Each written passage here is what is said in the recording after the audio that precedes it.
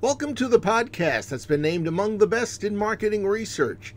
This is Research Business Daily Report, the industry's only daily research video blog. It's made possible by our exclusive community at the crowdfunding platform patreon.com/RBDR. I'm Bob Lederer, for 25 years, the respected voice in market research. Today I'm going to take a look inside last week's UK election, specifically at a novel qualitative project that was conducted on behalf of the Guardian newspaper by Revealing Reality, a local market research agency. The Guardian's media editor, Jim Watterson, reported that 3 days of smartphone use had been collected from a group of British voters, quote, a first of its kind in election monitoring. The 6 volunteers who participated, all under 60 years old and very light TV viewers, quote, should be seen as a snapshot versus part of a statistically representative sample of the population. But the behavior chimes with previous research to illustrate a pattern of behavior across the political spectrum, wrote Watterson.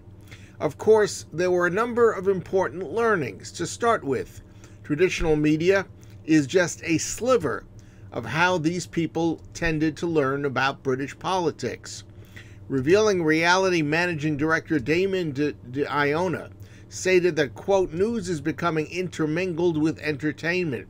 You're no longer asking what's going on in the world, he stated. You want to be entertained. Not surprisingly, most of the volunteers in this study tended to read news that confirmed their existing views. That seems to be the way of the world. Quote, they're disengaging with mainstream sources, noted one Reveal Reality analyst. One other researcher on the project summarized that the participants did not opt for outright fake news, but they were attracted to a glut of heavily slanted news that contained a kernel of fact. It was quite exaggerated or deliberately presented to influence in a way that did not connect to the full picture. One example, a conservative voter read reputable mainstream news sources for labor policies, but then he or she sought out provocative far-right Facebook blog posts. Several participants shared a Facebook article where they, quote, excitedly dove into the comment section for an argument before looking at the article itself. There were visits to Facebook pages, websites such as Jihadi Watch, videos of party supporters chanting Labour leader Jeremy Corbyn's name. Most of the 6 forgot their web activity was actually being recorded, and they also appeared to have little idea why they were seeing certain news stories. As a sign of the times, the 6 failed to recognize that what they were receiving resulted from news aggregation services that were built into their phones and or social media algorithms that served material from these individuals' friends. News also didn't stick very well. And with social media being entirely unaccountable for balance and for facts, it seems that it is now up to the individual voter to gain a news diet that presents accurate information. And the way things are going right now, that's highly unlikely to happen in any mainstream way.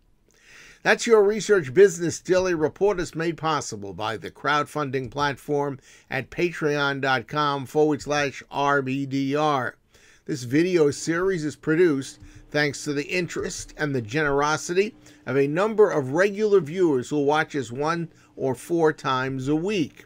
They really do support our daily videos. Now, on average, about 150 of you out there watch an RBDR daily. And any viewer can support RBDR, whether you watch us once or again 2, 3, or 4 times each week. And there are good reasons for you to become a supporter. Some of you have already become Patreon supporters, and that means making a monthly commitment to contribute something monetarily to RBDR. But having viewed RBDR this far today means you have devoted a valuable few minutes of your workday with us. And we think that that is time well spent, or it seems pretty certain to us that you wouldn't have done it. So you can become an RBDR supporter yourself by visiting patreon.com/RBDR. And if you do, we say thank you. We hope you have a great research day, and we'll see you back here with us tomorrow.